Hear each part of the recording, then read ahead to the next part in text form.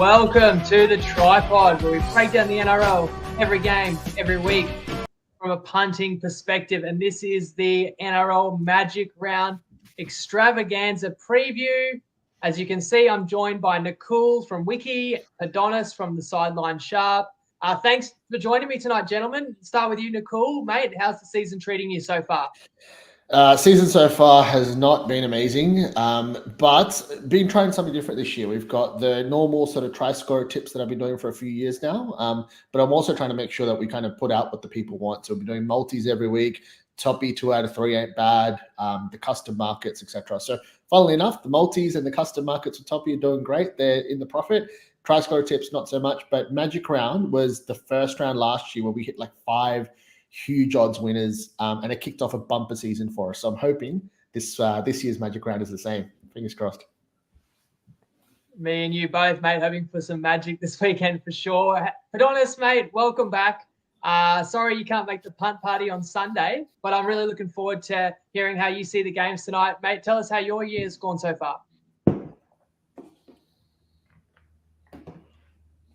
Oh, I can't hear the Podonis. Can you hear him, Nakul?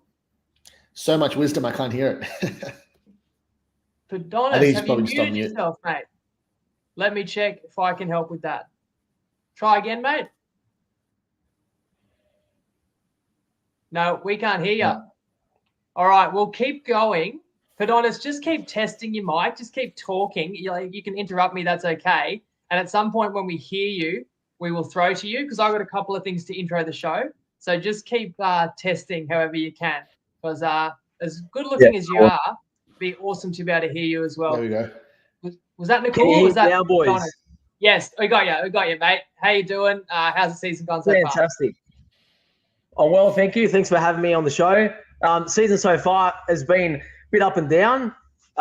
As always, I think yourself, it's been a bit of a struggle. So far on my personal best bets on the Sideline Sharp, I'm sitting at 55%. Across 60 bets. So it's been a bit of a struggle at times, but nonetheless, here we are ready to preview what is a fantastic weekend of sport, and all the rugby league eyes of the world are on Brisbane Vegas this weekend. Don't be too hard on yourself. I'd be very happy with 55% from where I am right at the moment. Okay, guys, so Tuesday, if you watched that was a regular pod. I held back my thoughts on Sunday triple header, so I'll share those tonight. But we are going to go through all 8 games. I want to get Podonis's perspectives, key considerations, and advice on any bets for all the games. Nakul to share his try-scoring angles and analysis. I'll share my breakdown to 3 that I haven't discussed yet. I've got 2, not 1, but 2 same gamers to share, and all I can say is those odds are going to be magic. I've got a mixed matchup. I've got a custom Magic Round market. We're going to hear from Tristan with regards to injury news, latest market movers. And I've got another couple of best bets to share. So let's start with my best bets. And then the gentlemen joining me, they'll get their chance to reflect on these. It would be great to see what they make of these. On Tuesday, I gave out Bulldogs, -3.5 at $1.90, better dabble. I am adding today 2 for the Sunday slate. So I'm going to take the Parramatta Eels plus 6.5 first half at $1.88. Ladbrokes and Neds. That line feels too high to me. I actually see this game being similar to the last couple of games where the Eels have played. They played at Manly, and then they played against Brisbane, and they're missing star power Parramatta, as we know. But those games were still, I would say, reasonably competitive. I mean, Para leads the game at halftime against Manly. And I can see this being similar with Melbourne, a little bit under strength themselves. Melbourne's clearly got to be the favourite, but that's a significant line. I think some people are writing off Para as being a horrible team, and I think they actually are still a team that's competitive and has a bit to offer. And even if they do get blown away late, I'm not concerned about that by taking the first half line, $6.5, $1.88. And then I'm going the Tigers plus 11.5 at $1.90. Ladbrokes Neds sports bet. I did say on Tuesday, I'm trying to give people who follow fair warning that there is no drastic change to my process, which I still believe works best for me. And you can tell that straight off the bat, like coming in with Eels and Tigers, these are the picks that nobody's going to like. But the fact is, when it comes to the Tigers, a double-digit line has got me interested there because You've got a rematch from a game we've already seen at the same venue where the Tigers had twice as many errors as the Finns, and the Finns actually had a stronger lineup than they do going into this one. Tigers have a couple outs, but also a key half back. I just think West can pose problems. I think double-digit line starts to get to mismatch. It's enough points for me to take the Tigers. And yes, I can see it now. If I get either of those bets wrong, obviously I'll get all the feedback of you making the same mistakes. But what I would say is if you already know something is a mistake in advance, you know what to do. Like, you can act on that knowledge. You can play Storm, you can play Dolphins. Very intrigued to find out which way my get lean. Although I actually will make you guys reserve your judgment till we get to those games, and then definitely let us know kind of which way you weigh in, because we've got so much to cover tonight. So I want to somewhat keep a sensible order. So on that note, because there's so many bets that are going to be shared, I'm actually just going to fire out my mixed matchup as well, because it ties into two of my best bets. So I'm going to go Tigers to outscore Raiders, and that is $2.30 on Toppy, max stake 200, because I like the Tigers, and that's the highest total of the round, I think, when they play the Finns on Sunday twilight. And I like the Dogs against the Raiders in the opening game of the round, where there could even be a little bit of rain tomorrow. So I'm going to exercise, well, hopefully the edge that I've found in those games into my mixed matchup. So on that note, where we do need the Bulldogs to go well tomorrow against the Raiders, remembering that the line is 3.5, and that's also the number I played my best bet on. Podonis, do you like my best bet, and how are you seeing this game? Yeah, we opened Magic Round, Jacob, with two sides who you could say have exceeded expectations so far this season. And it's actually the Raiders who find themselves with more wins and sitting in the top 8. But I do agree with you. It does feel like it's two teams on two different paths right now. The Bulldogs have been getting healthier, finding some form. You look at Burton and Kickout, they're playing career-best footy, you would say, since they left the Panthers. And they're getting a lot of help from their outside backs in both good ball areas and coming out of yardage. That's just to my eye. But ultimately, I think Canberra are a side who really looked like they needed the bye to me. The freshen up is good for guys like Whitehead, Rapana, Papali'i. And on the back of what was the comeback win against Manly, and with the extension that was announced this week with Stewart extending, I do feel that there's a lot of energy and confidence within the camp now. And I think the bye would only do them a world of good. But Canberra are going to be a team, to me, that experiences highs and lows as the season goes on. And it's just difficult for me to pinpoint whether this is a low spot this week. I do lean to the Dogs because they've got a significant spine edge. But Canberra's forward pack could keep them in it in a low-scoring game. And I've got a really strong conviction to lay the 3.5. And I think the line's right. So I'm happy just to pass this one for me, but could only lean the Dogs. And Nakul, how are you seeing this one? I'll just start off with saying, obviously, Jacob's done this for almost a decade, and Podonis is also excellent at what he does. I come from a very different angle. I'm all about try scorers and from a player perspective.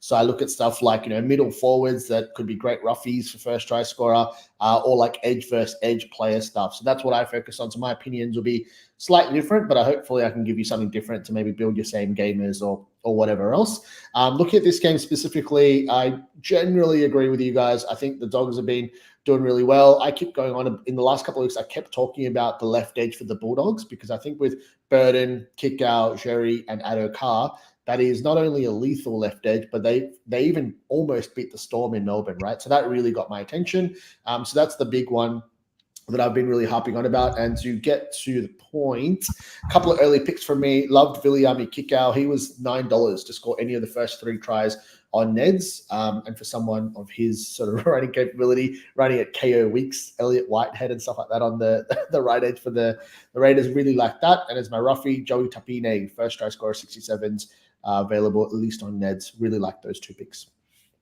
And speaking of same gamers, so this was one of my favorite games of the round. So I have got SGM with better, so I'll share that as well. I've gone right wing, but still I feel like a winger in a team that I think is going to have success. There's always a chance. Jacob Kiraz, my namesake, great price that I've been able to get him in this multi. It's Kiraz to score any time, the Dogs to score more tries than the Raiders, which is analogous with my best bet, I'd say, at -3.5. So got to score at least one more try, and lead the game at the hour mark, at the 60-minute mark. And that is $7 odds. You can have up to 25 on better.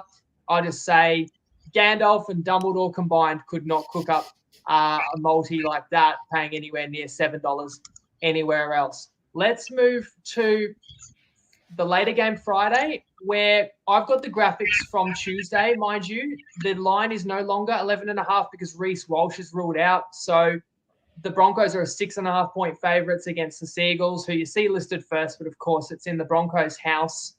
I actually made a joke on Tuesday that I wouldn't play Brisbane because I didn't want anything to happen to Reece Walsh. It happened anyway.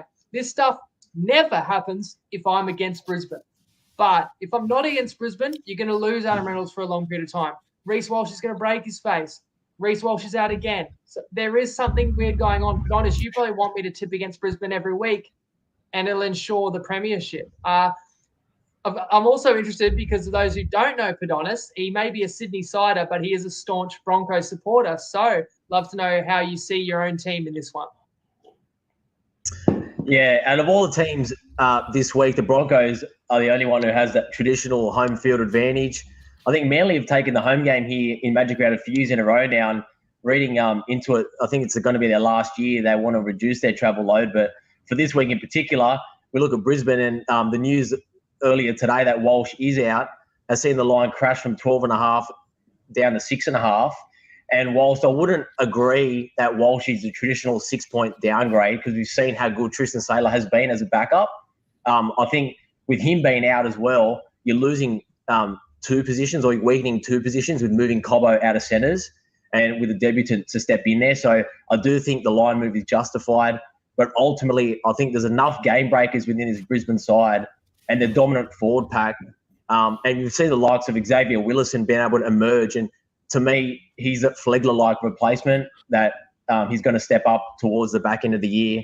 And I agree that the line has to be over a converted try, but I always get nervous backing against a team with that injured play theory, and we could see that here with Turbo out from Manly with the first time they're really going to be challenged without him this year. And with the total this high, the game suggests that Manly can have their own point-scoring opportunities. So the line's still about right, even at that 6.5 with what we know now. So I could only pass it. And Nakul, when there are lineup shuffles, you're usually in your element. How did you attack that?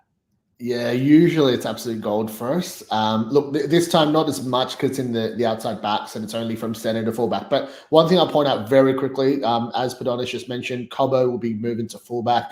Means a rookie, Karapani, will be coming in at left center. I'm literally just looking at the article that I wrote as I say this, but the Broncos have conceded 50% of their tries on that left edge. And now you've got Cobbo missing as well. Oates hasn't played the whole season there. Pierre Cura has been in and out. So that is a clear deficiency for the Broncos. And on the other side, you've got Olakuatu, who's back next to DCE. So if you're cooking up multis and looking for try score plays, DC and Olakuatu really, really clear from a matchup perspective. Let's move straight to Saturday. I've got another stale line on my graphic. It's Knights 6.5 against Titans currently.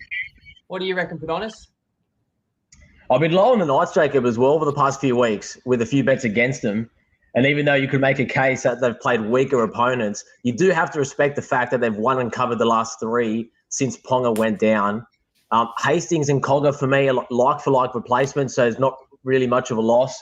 And given the Titans' injury woes, there should be less pressure on Newcastle to actually score in this game. And you look at the halves combination of Randall and Verrills, and it doesn't really fill me with much confidence. And that's probably the largest sort of mismatch to me in this game. And we have seen the line move to 6.5 now from the earlier point of 2.5, 3.5 earlier in the week. So don't really want to be jumping out and taking Newcastle at 6.5 when you've missed the best of the number. That's just my personal take. And it does feel that perhaps Newcastle is still being a little bit disrespected by the market, whereas the general public thinks that the Gold Coast are impressing everyone all of a sudden. And the other edge here I've got for the Knights is that they were neglected from last year's Magic Round and being given the bye from the NRL. So they might come out with a bit of a point to prove here, putting a strong showing. They do have a bye next week. So that, to me, is another point where they can build some momentum and get a few wins in a row, get into the top 8 ahead of that bye. So I could only look towards the Knights, even at this number.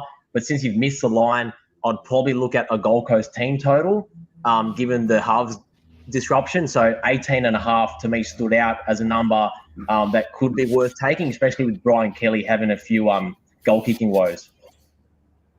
I like that. People mentioned that on Tuesday about looking to unders as well, because if you're not thinking that the Knights are going to score a great deal of points, they don't have a great deal of points in them themselves, then then they're going to be needing to hold the Titans out. You could definitely see it playing that way. Probably the only thing that counteracts that is just Saturday afternoon, maybe the best conditions of the weekend and Magic Round, carnival atmosphere. That's what makes this game tough to play. I pretty much agree, and I had the same sentiment on Tuesday. Nakul, there's a comment there. Fafita backflip over the line to score. Is he among your favorite? That's so good. I was literally going to say this game is all about David Fafita. So again, from my point of view, I don't really care about teams in terms of who wins. All the stuff that you guys are experts at are the stuff that I try to avoid overthinking, and I go straight to the players, right? Both teams, I'm either missing a bunch of players, or there's guys like Best, Frizzell, and Gagai that NRL Physio did a post about that they all had calf and hammy complaints, but they've all been named. So there's no way Verrills and Randall are going to line up in the halves with Tom Weaver on the extended bench, right? So there's just so much chaos that it's not worth getting into, at least for this pod. I'll go straight to the point. David Fafita has scored in the 3 of the last 4 weeks. 2 of them have just been bullying guys from dummy half, which is amazing when you have him in fantasy, Supercoach, multis, whatever it is. So avoiding all the chaos, I'm going to go no foreign, so no one to set up tries either. David Fafita against a hampered Knights team is literally just going to run the ball from dummy half and score. All about David Fafita this game for me. And what amazes me too is that when he goes into dummy half, you know what he's going to do. But I'm always bewildered when it's one thing you know what they're going to do, but can you stop it? And evidently teams have not been able to.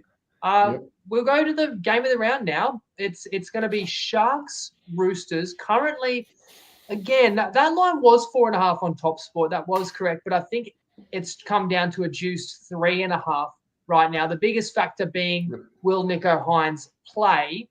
And on that note, I want to bring in Tristan because I asked him about that uncertainty, and he talked about that along with a couple of other injuries, line moves, and more. So let's just get a word from Toppy HQ. G'day everyone, it's Tristan Merlahan here from Top Sport. We're on Magic Round Eve and very exciting. We've got a big State of Origin game tonight for the girls and obviously 8 massive games at Magic Round starting tomorrow, and it's been a lot of activity. There's been a few interesting decisions we've had to make in terms of pricing. Obviously Reece Walsh coming out today, that saw the line go from 10.5 into 6.5, so that was a sizable shift.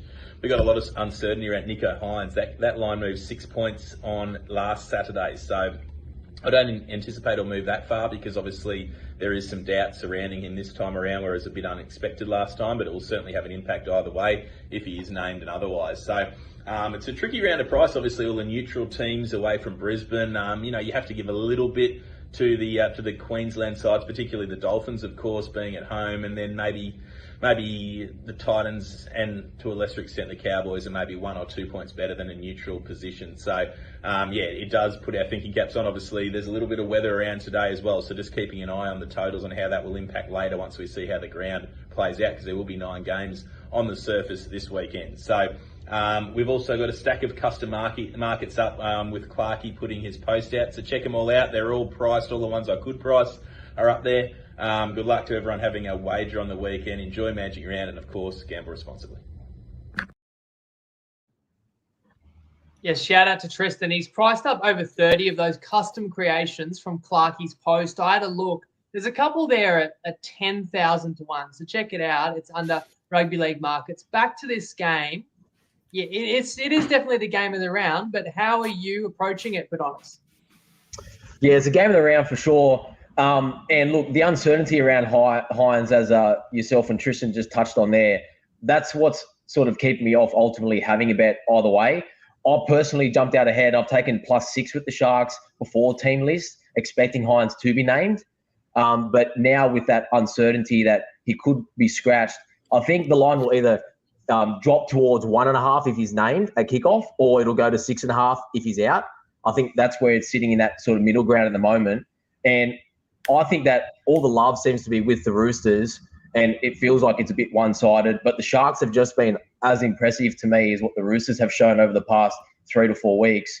And despite the Sharks finally winning against a top 4 team last week, people are still calling them pretenders despite that win in Melbourne when they were 6-point dog, don't forget. And yes, Melbourne were depleted, but Hines didn't play that game either. And Joey Manu is a big out for the Roosters. They still haven't been full strength at all this year. But look, ultimately, I'm happy to pass at the moment with what we know. And I'll just back Fitzgibbon to potentially get one over Robbo for the first time in his career. So the +6, I just want to check. So, I mean, Sharks wouldn't have been getting 6 against the Roosters initially, but the moment that Hines got ruled out against Melbourne, that line moved 6 points. So did the look-ahead line also move, basically, like preempting that Hines would be out for this game as well? Well, on Monday and Tuesday, it was a juiced 5.5. So you could get an alt 6. I expected Hines to play, and that's what all the reports were leading towards, and that's what happened on team list. And then it went from 5.5 down to 3.5, which is where it's sort of sitting at the moment with that uncertainty still. Because it did sound like it was a precautionary scratching on Saturday rather than like a major complaint. So it seemed like he would be sweet to play. The news this week doesn't sound that great, but also what happened since Hines was ruled out Saturday night was the Roosters came out and looked pretty damn good. I mean, especially early. They're up 26-0 against New Zealand. So it's those kind of counteracting forces, even though the Sharks won. And I'm kind of with you. Like, people are now trying to take away from the Sharks win. Okay, Melbourne had 2 spine players out. The Farlongo is that good. We'll get to this game. That it's like you're only kind of down 1 star in a way, and maybe a bit of a downgrade puppy to Farlongo. And then, as you said, yes, Melbourne was without Hughes, Sharks were without Hines. So, like, it was a pretty fair fight, and Cronulla won it. I guess if you're going to keep detracting from that win, you're going to talk about a dodgy sin bin too. But, yeah, I'm kind of with you. What more does Cronulla have to do to be respected? Nakul, so which side of the ledger are you kind of looking for the best try scorer propositions? Yep, I'll add value in the ways that I know how. So one quick note on Hines. So obviously follow a lot of this late mail stuff for what we do. So Hines has been named with Atkinson at the moment, and you've got Braden Trindle in the extended reserves. There's stuff to do with his off-field issues. Long story short, he has been cleared to play, unless you guys definitely like. That's why he's in the extended reserves. My take on it is that, like, the way the articles have been worded, it makes it look like Hines is trying to prove himself fit. So, you know, it could potentially be an Atkinson and Trindle halves pairing, but that's as much as I say. I just wanted to pass on the late mail stuff that I've read. To get to the point, the Sharks have scored 8 tries in the last 3 weeks from middle forwards. 8 tries. So that includes starting props and locks and benchies. 8 tries in the last 3 weeks from middle forwards. Tom Hazelton has scored 3 in the last 4 weeks. Talakai has scored the last 2 weeks in a row, and so has Oregon Kaufusi. Like, half of you guys probably don't even know who the hell these guys are, but they've scored a lot of middle forward tries. And why I think that's important is, yes, they did take on the Storm. They had a rookie, and I can't even pronounce his name, score a try through the middle, and Oregon Kaufusi last week, and Talakai at the end, actually, now that I think about it. So anyways, like a really strong pack, really deep pack. And yes, the Roosters can match them there, but yeah, if I'm looking for value from a try score point of view, I have to go to one of the Sharks middles, and I'm probably going to go Hazelton. I think he's $8 for any time try scorer, which is ridiculous for someone who scored 3 in the last 4 weeks. This year's for Noah Blake. And to respond to a comment there, so Podonis, again, when you took the +6 Monday or Tuesday, did you know at that point Manu would be out, or was that news to you with the team list? Look, personally, Manu being out was a bonus to me. A bonus, right? Now, how much do you think he's worth to the line? I had him worth around 1 to 1.5, given Pauga as a replacement. Okay, so then that line comes down for 2 reasons. Obviously, that Manu out, and there was a chance that Hines may not be named. So obviously the combination brought the line. But the funny thing is, when I did the pod on Tuesday night, like it was actually still sitting at 4.5 on Toppy. So it just felt like if you played the 4.5, Hines would be out. I still am guessing he's out. But and Nakul, you said, yeah, it could end up being Trindle and Atkinson. But it could all, in my mind, I'm also thinking it could be Hines and Trindle. Like they could actually go back to their first choice halves, because if Trindle's free to play and if Hines is good, and I made the point on Tuesday, you got to go out and try and grab that Blues jersey too. Like if you're touch and go, get in ahead of Mitchell Moses, go and beat the hottest team in the comp. And then it may not matter what Moses does the following week. That's how I see it. You know, I hope that Hines does play too, just for the spectacle and for the matchup. Because we've got a less appealing matchup, I guess you have to say. Where are we at? We're at late Saturday night now, aren't we? And it's Cowboys, Rabbitohs, where the Cows, despite their struggles, are 8.5-point favourites. What did you make of this one, Mateos? Yeah, it does look a touch big, this line, doesn't it, when you consider that the favourite in this game has lost 5 in a row, which I think just illustrates how poor the form is of South right now, alongside what is a horrific injury toll for them. On the positive side for South, Latrell should improve with a week of game time under his belt. And the outside backs this week look a little bit stronger with Johnson and Jacob Gagai available for selection. Look, but ultimately for South, I think the effort's there, but they can't sustain it for a full 80 minutes, and that's where they're falling short. And the Cowboys are a team that, despite their losing streak, they definitely are superior across the park to this Bunnies team. They're the rightful favourite.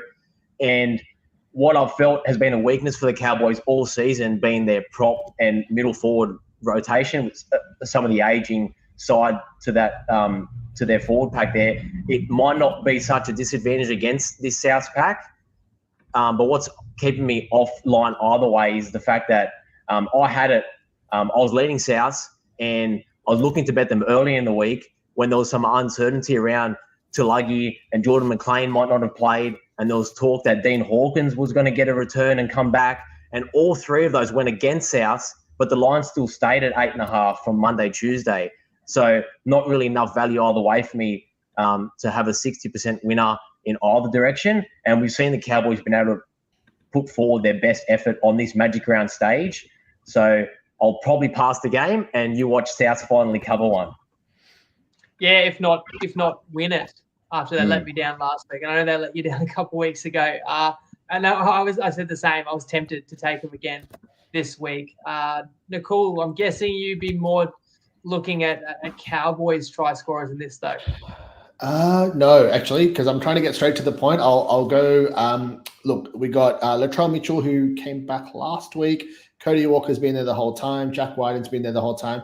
Alex Johnston's back. So if you're going to pick, multis and try scorers, I think it's all about AJ in this game. As you guys have talked about, like the Cowboys are coming off 5 straight losses. There's going to be no defense in this game. So if I'm thinking from an attack point of view, the right side for the Rabbitohs is, honestly, you got a rookie half, you got Isaac Thompson at the centers, and Jacob Gagai at the wing. So I think whichever way you're thinking, left side for like AJ and the Rabbitohs, obvious, but also Val Holmes and I think it was Murray Tuolungi left side for the Cowboys. They're like the obvious plays in terms of try scorers. And one note real quick, if you guys have been following the Punters Preview and all the try score stuff that I do for a little while, you'll understand that I usually look at the higher odds and the middle forwards. So one really interesting stat. So Griffin Neame has played about 50 games off the bench in the NRL. He's played about 53 games all up. So roughly 50 games off the bench. In that time, he scored the first try in the second half 3 times. So roughly 1 in 17. Now he's a regular starter. He's coming up against the Rabbitohs. The Cowboys are strong favorites. And you can get $51, you could as of yesterday, I hope it's still around, on Dabble to score first and separately to also score the last try. So the way I look at this stuff, he's a roughie, but he's done it 3 times in 50 games. Why can't he score first at 51s? That's how I read the game. So fingers crossed. Don't mind the sound of that. The fiery red crossing over. I'll get the blood pumping. Let's move to Sunday, where I've got a little bit more to say because I didn't weigh in on Tuesday, but I'll still give you guys the floor first.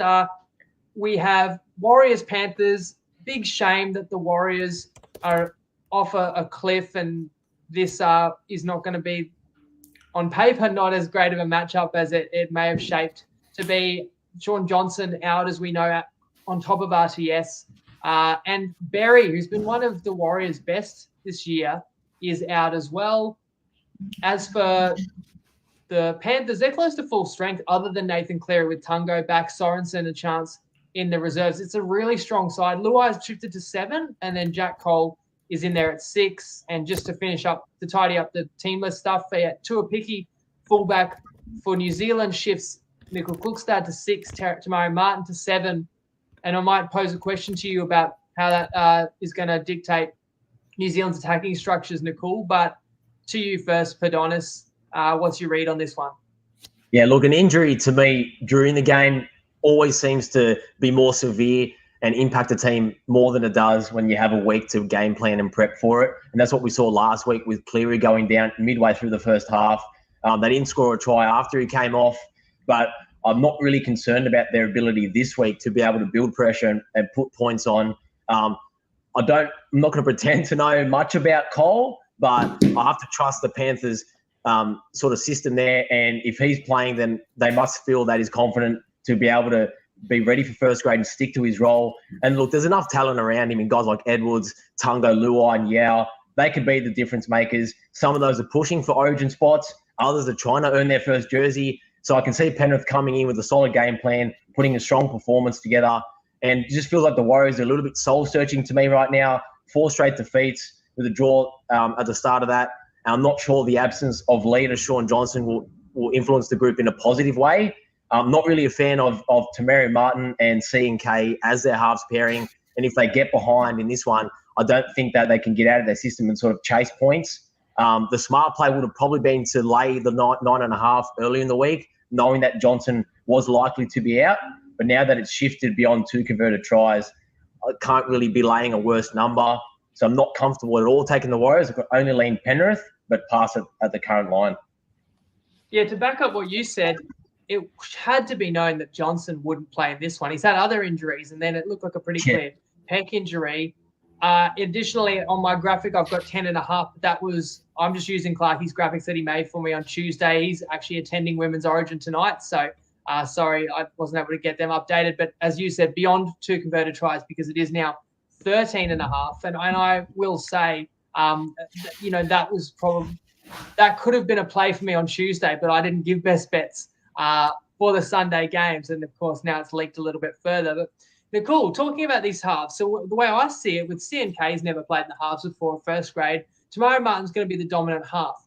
Now, in almost all cases, your 5'8" is left of the ruck, your halfback is to the right. However, in this case, surely Nakul Klukstad will play right side and Tamari Martin will play left side, which means that the Warriors will probably go left more than usual. I thought there could be opportunities there. I'm just curious how you see it. I heard somewhere, it was a podcast or something, but I heard Dylan Walker is actually going to play in the halves and CNK will move to fullback. Yeah, because it just seems odd for CNK to play in the halves and whatever. And then Tuapiki off the bench or something. Yeah, I think so. Like, look, it may not eventuate, but Dylan Walker obviously did take over for the halves last week. He actually did it okay, at least with his running game. I won't try to predict what is going to happen. One thing I will say, though, if you watch the start of that Roosters game, Manu and Dom Young just made a mockery of the left side defense of the Warriors. That left side defense, as it stands, could potentially be Tamari Martin, Mitch Barnett out of position, Pompey back. He played last week, and Montoya back. Regardless, that would make me super nervous if I was a Warriors fan. And I just think, you could go either edge because I just don't see how the hell the Warriors are going to score points. But that left edge looks super dodgy. So in terms of edge v edge, that's a very obvious takeaway. And look, usually I have the heart to go against the Panthers, and I keep going try scores at high odds against it. I have the heart to back up my conviction. I just can't do it with the with the Warriors this week with no Sean Johnson. The only tip I've got for this game early on, and this is something I love doing for the premium guys, but this week it's super obvious. Mav Gaia If you watch the NRL closely, he's been coming off the bench for the Panthers. He's an edge back rower. In the normal rotation, he's been coming on, and actually he's been coming on for either back rower. They either rest Garner on the left or Marta on the right. Guy gets about 25 minutes at the end. He's paying $51 on Dabble to score the last try. Absolutely, it's pretty much double the odds. So, and that's somehow still stuck around. So if you're lucky enough to have a Dabble account, that is incredible value. And you'd get refunded if Sorensen, to me, if Sorensen comes in, he probably takes Mav Guy's bench spot.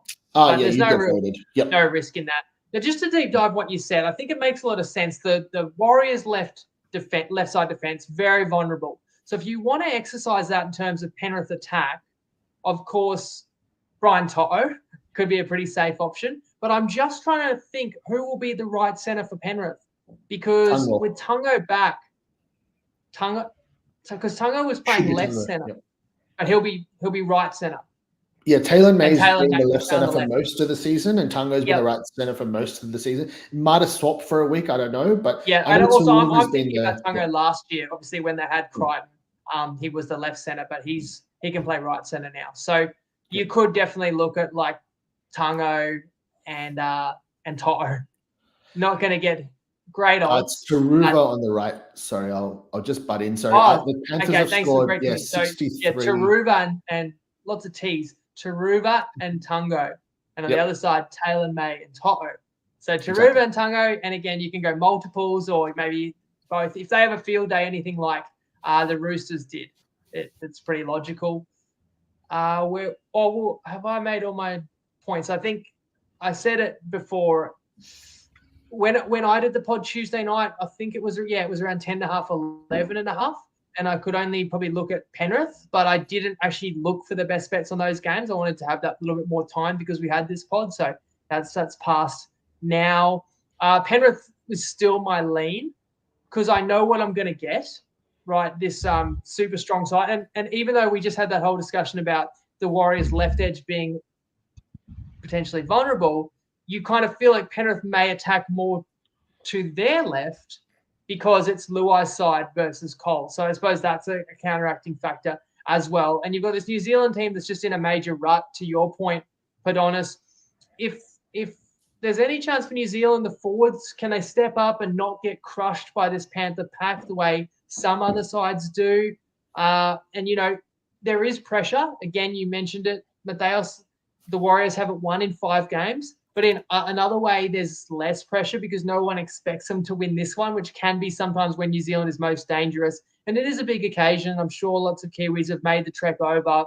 And I hope that New Zealand can play with plenty of pride. And if we can get anything in similar level of competitiveness to, a year ago, where I think New Zealand surprised a lot of people and got some dud calls and could have nearly got the upset. That would be fantastic. But I do lean to Penrith, and I do actually have a super odds custom multi that is going to play into Penrith winning this comfortably. But I'll share that shortly.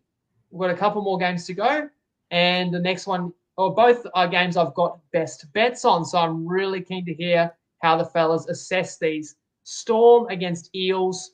11.5, maybe you say 10.5 on the screen, basically the same thing, but that has actually gone to 13.5 on Ladbrokes and Neds, which I also think is too far. And I played the first half line, which I'm happy to explain a bit further into. So no Hughes, no Pappy, as we know, but Xavier Coates is back. Melbourne's off their first home defeat in over a year. Moses for the Eels was targeting Magic Round, but is not ready. So Arzi gets another chance in the halves over Sanders.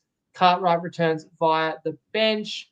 So you got Star Sevens out for both sides. How do you see it, Podonis? Yeah, look, for the Eels sitting on 3 wins, their season's just almost on life support. And I understand they're down a few key playmakers, but they really need to get a win. They're going to be playing hard. They're going to be desperate. They're the only team that I could look. But I'm just not there enough with the line where it is at the moment to have the conviction to lay it as a best bet. And for 2 reasons.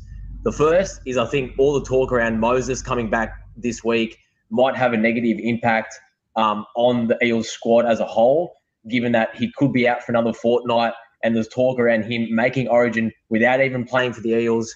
and that could negatively impact the Eels season as a whole, which I think is crazy. And then the other point to make is that Melbourne have looked a little bit clunky and disjointed in attack all season. The one game was the Souths game, and that was the one time that I faded Melbourne. But notwithstanding, this is their very first day game of the year, and I always look at that when a team has come off consecutive night performances, that this could be a game where they break out and have an attacking performance. So I do lean Eels, but not strongly enough to lay it as a best bet, but I could only agree with you, Jacob. And for all those people that do favour Melbourne and think Melbourne will win easy, if there's anything I've learned handicapping the NRL is that you don't make money long-term betting against the side who everyone else is down on, and the Eels are that team, and they're probably very unlucky not to cover the last two games and should have even beat Manly 3 weeks ago, and they've been more competitive than what the market is showing. So given that there could be some variance, I'd probably look at like an Eels head-to-head ticket if that's your way inclined, if you do like the Eels like Jacob. And if you look at the Storm and if you definitely think that Jacob and I are wrong, you like Melbourne, I'd probably look at an exotic market like something like Melbourne Race to 40, which is $5 on TopSport. Could be another way if Parramatta are flat, if they do feel like their season's over, and that could be one way of looking at it. But I'm with you here, Jacob, that lean towards the Eels, but I just can't get there, unfortunately. Because I heard you say lay, but not lay the point. You would only take the points with Para.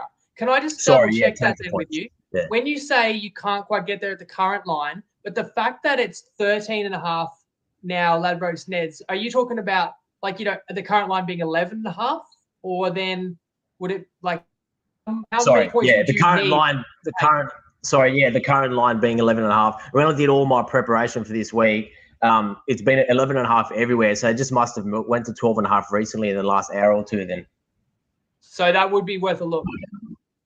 It would be, yeah. Which I dare say, given the history of the pod, it's probably back to 11.5 now in Ladbrokes. Let's have a look as we throw to Nakul for try scorer angles. Yep, straightforward one here. Storm has scored 54% of their tries on the left edge. No Jerome Hughes on the right. You would assume that the left edge keeps seeing more ball, and the winger there is Xavier Coates, who's back from injury and want to put his best foot forward for an Origin jersey. So I think that's a pretty straightforward one. Interesting angle again. You heard what I said just then about Mav Gaia. So Kelma Tuilangi is a bench second rower for the Eels. There is a small chance he could miss the 17 if Bryce Cartwright is cleared to play, but in that case, your bet gets voided. So Kelma Tuilangi is paying $67 to score the last try, and he should play the last 30 minutes or so on the edge. Just, again, something that's almost about double the price that it should be. Clear value. Those are my takes. Podonis, did you check that line? 11.5, $1.90. Yep, and Ryan has it, and I checked as well. And I always screenshot the best bet as well. People trust me now at this point. It would be so much worse for me to ever try and give out a bet that didn't exist rather than just laying the market. But I've got a screenshot. Oh, that's not going to work because of the transparent thing, is it? Sorry. That's fine. Anyway, let us know if you did get the 6.5. You know what is funny to me, though, is even with a losing record, there's enough faith out there and there's enough fear in the bookies to move their lines rather than take on pod best bets. However, it's a great opportunity if you are someone who thinks, I'm making yet another mistake playing Parramatta, because you don't have to lay 6.5 first half against me. You can lay 5.5. And not only will you win if you're right, but you might win if we're both right, and it could land 6, which is, I think, just about the most common halftime margin. As Ryan says, it's been 13.5 for a while. He bet it on Tuesday, and Zane, I've got the 6.5. So there you go. But counts for nothing if it doesn't win, but it counts for everything if it lands on 6 on Sunday. We've got, I should tell you guys how I see this too. So just to go in a bit further into it, especially because I gave a best bet, but I think I had similar notes to you, Podonis. Like, I haven't been disappointed in Parramatta's effort. You mentioned there like a possible outcome of if Parramatta feels their season is gone. I just think it's too early for that. It's only round 11, and Moses should be back. I mean, it's absolute insanity if Moses would be picked for the Blues without playing for Para. I think a more logical is he's got to get back in there next week. He's got to help lead him to victory. Whether he gets picked or not, that's your highest paid player that's back for the rest of the year. And how many wins has Para got so far this year? Like 3. Like teams can still make a run. It's not too late yet. It is too early to completely give up. Now, people definitely threw the stats at me about this team can't win without Gutho, and yet I played them. I mean, I did take a decent start against Brisbane, but so they didn't necessarily have to win, just like they don't in this game. But Gutho was playing with a bum knee. Talangi is a talented outside back with a lot of interest from rival clubs. You can actually say the same for the Storm. They lose their first choice fullback, but Farlongo is that good. I don't think Melbourne gets any easier to defend. Hughes is a big loss, but of course you kind of got the class of Munster and Grant that can also just do a little bit more. And even Wishart was very solid in the loss last week against Cronulla. So I know Storm's coming in focus. They're not really the team that I want to bet against. But at a certain point, as you said as well, Podonis, like the line gets out a certain amount where you just got to take it. And I can see this game being a real arm wrestle at times. If it's going to break apart, I don't mind if it happens after the 40-minute mark, to be honest. So that's why I went first half. We got one more game to cover, gents. Again, a line update because we had it 8.5 on Tuesday, but it is now the Dolphins 10.5-point favourites against West Tigers. You've heard my best bet. It's 10.5 or 11.5 everywhere. Basically no difference, but of course I took 11.5. You never know. Team could be up 6, kick a field goal, up 7, and then actually score a late unconverted try or something like that. Before we get into this one any further, actually, I thought this is a good opportunity for me to share a pretty juicy custom creation I've come up with Toppy, and then you guys will get a chance to respond to this as well. It's called First and Last, and you can find it on TopSport Rugby League markets. It's 25-1, and it just has 2 legs. The Bulldogs to be the first team to score 20 points this weekend. They have a great advantage being they're playing in the first game.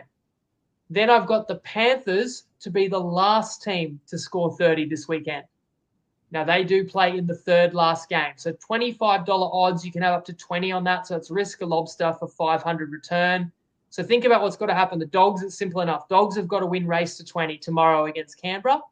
The Panthers have clearly got to score 30 points against the Warriors, and we've talked about how that's pretty reasonable.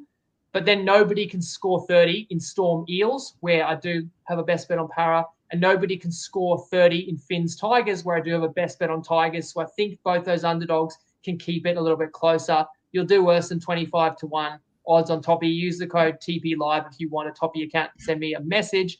Back to this game.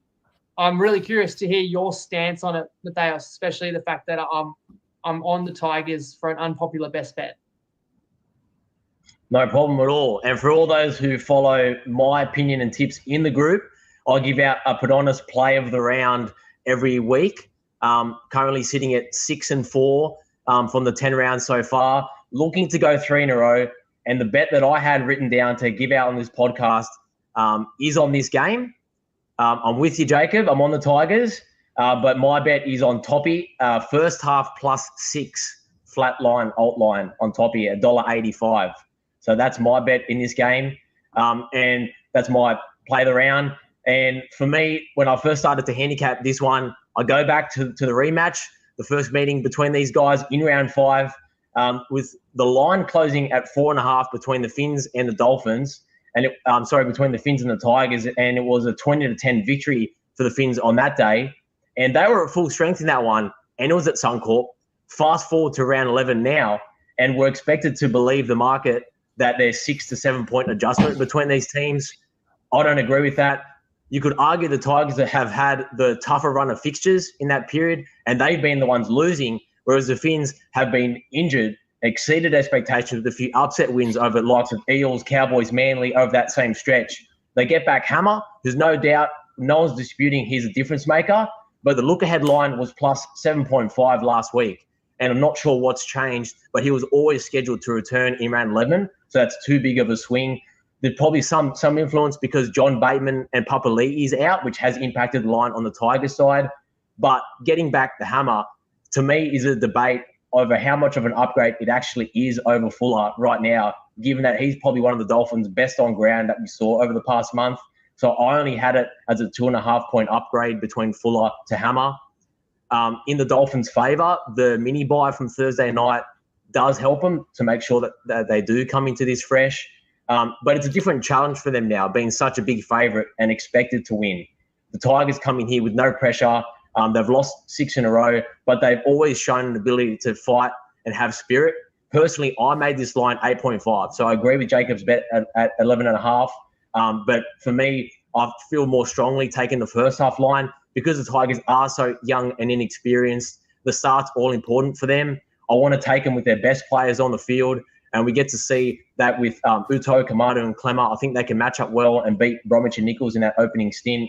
And we might see some rustiness from the hammer, especially in that first half. So I want to take the Tigers when I know they're going to be at their best and limit any variance, because we've seen the Dolphins have been able to score long-range tries. Some of them being able to score from inside their own 20.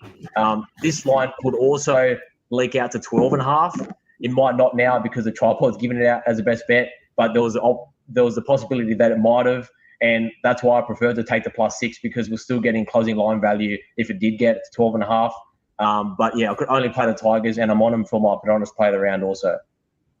Thanks to everyone who's commenting. Podonis, you've got fans all over the world, as you can see in the comments there.